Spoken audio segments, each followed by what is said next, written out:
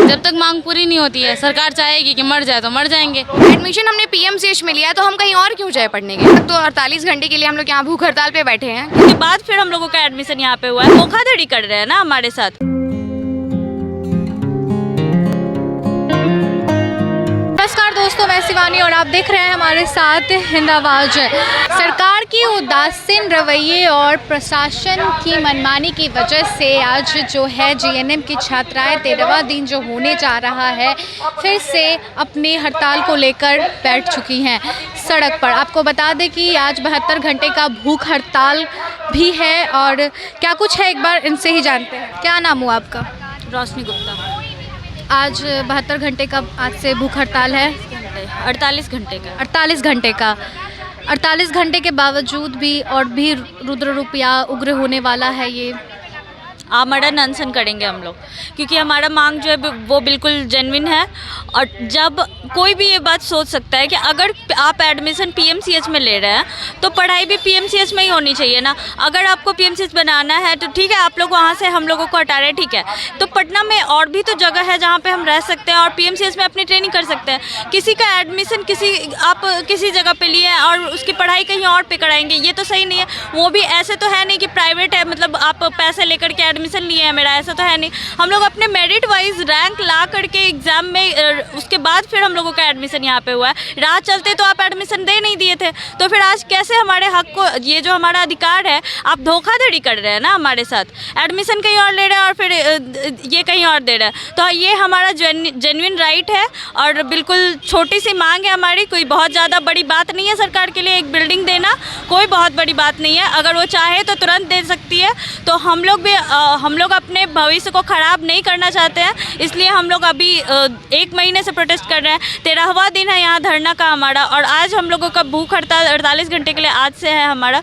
इसके बाद भी अगर सरकार नहीं मानती, इतनी कोशिश हम लोग कर रहे हैं बेटी होकर के हमारे सरकार को आज ये बताने की हम लोग कोशिश कर रहे हैं। इसके बाद भी अगर वो नहीं सुनती है तो इसके बाद हम लोगों का वैसे भी वहाँ जाकर के फ्यूचर खराब ही है, यहीं पर मर जाएंगे, आमरण अनशन करेंगे हम लोग।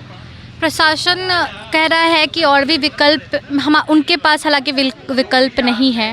क्या उन लोगों का कहना है कि आप ही लोग कोई विकल्प बताएं कि कहाँ पे हॉस्टल या छात्रावास भेजना है पढ़ाई और ट्रेनिंग को लेकर?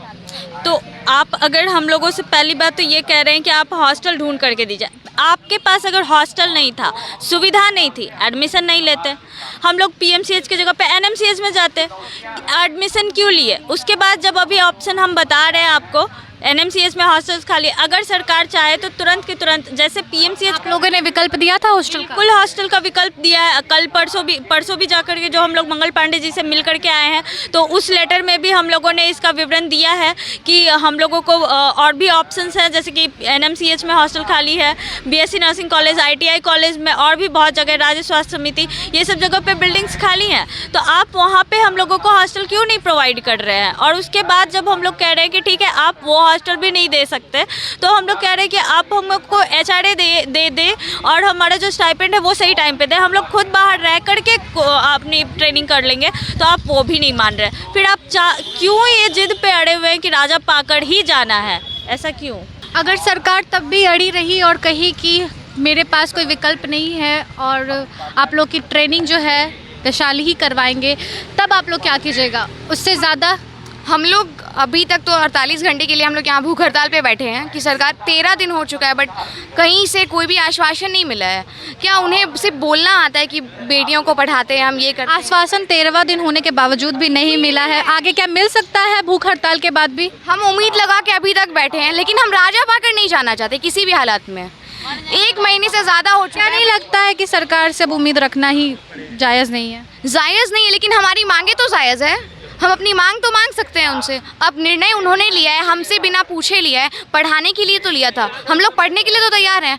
एडमिशन हमने पीएमसीएच में लिया है, तो हम कहीं और क्यों जाए पढ़ने के लिए? सरकार और प्रशासन तो आपकी बातों को सुन नहीं रही है। नहीं सुन रही है तो हम लोग गुहार लगाते रहेंगे जब तक सरकार हमारी बात नहीं सुनेगी। अभी हम लोग भूख हड़ताल पे गए, लेकिन हम लोग आमरण अनशन पे भी बैठेंगे। हम लड़ेंगे, हम मर भी जाएंगे तो भी हम राजा पाकर तो नहीं जाएंगे।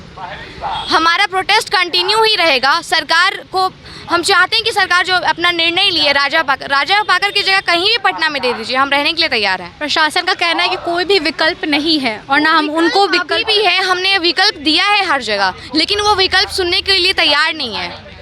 उनकी मंशा नहीं है कि वो खुद ही चाहते हैं कि हम राजा पाकर जाए। वो खुद हम लोग को यहाँ पटना में हॉस्टल देने के लिए तैयार नहीं है। क्यों? हम MBBS के लिए, मेडिकल स्टूडेंट्स के लिए उनको हॉस्टल कैसे मिल गया?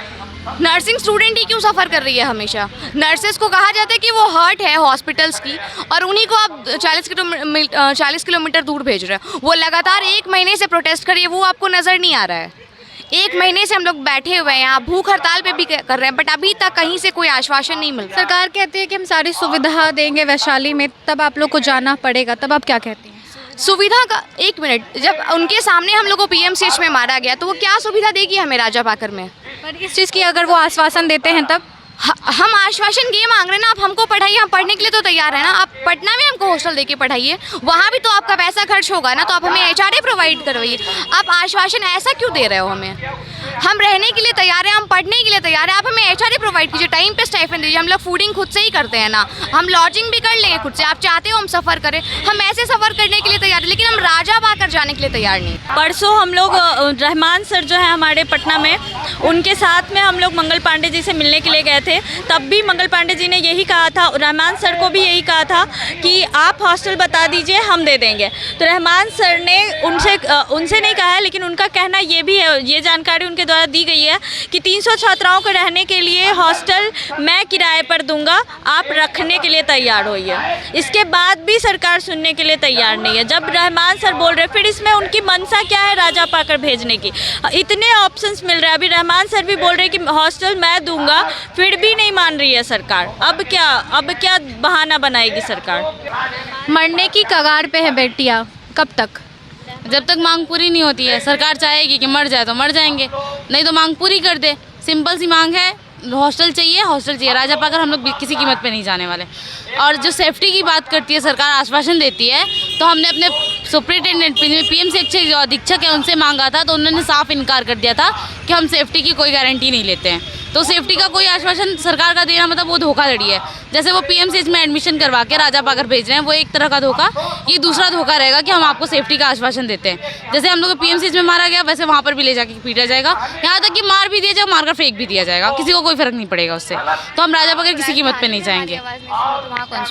जब यहाँ पटना की राजधानी में हमारा आवाज़ कोई नहीं सुन रहा है, तो हम कैसे मान लें कि राजा पाकर जो वैशाली है वहाँ पे कोई हमारा आवाज़ सुनेगा? इसलिए हम राजा पाकर नहीं जाना चाहते हैं। मर भी जाएंगे लेकिन राजा पाकर नहीं जाएंगे। तमाम तरह की अगर चाहे कोशिश कर लीजिए, सरकार कितनी भी अपनी कदम आगे बढ़ा ले इन्हें रोकने के लिए, पर ये लोग डटे रहेंगी। आप देख सकते हैं कि इनकी ज़िद और इनकी बातों को जो इन्होंने रखा है वो अब तक पूरा नहीं हुआ है, और इस जिद को लेकर, इन बातों को लेकर वो आगे बढ़ेंगी। और आज हड़ताल है, भूख हड़ताल है, और इससे भी आगे उग्र हो सकता है ये आंदोलन। देखते रहिए हमारे साथ हिंद आवाज़।